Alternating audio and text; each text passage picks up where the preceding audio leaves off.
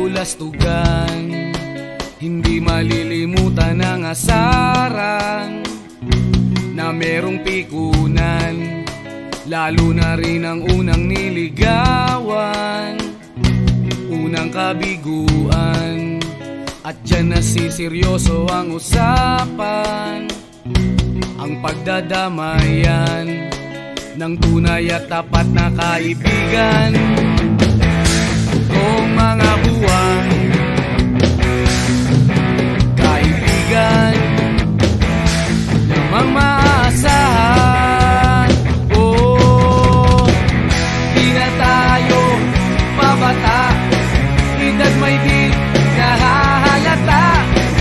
Sa mga trip, unti-unti na tayo nagsasawa.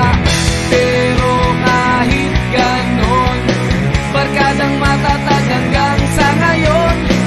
Minsan man magkita, tsak may kwela, yan ang aking mga tropa.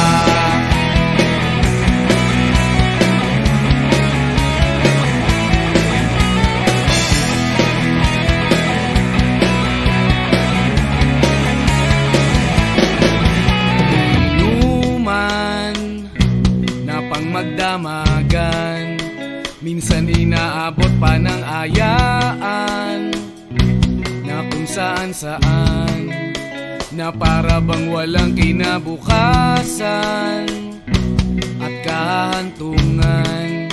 At dyan nasiseryoso ang usapan, ang pagpapayuhan ng tunay at tapat na kaibigan.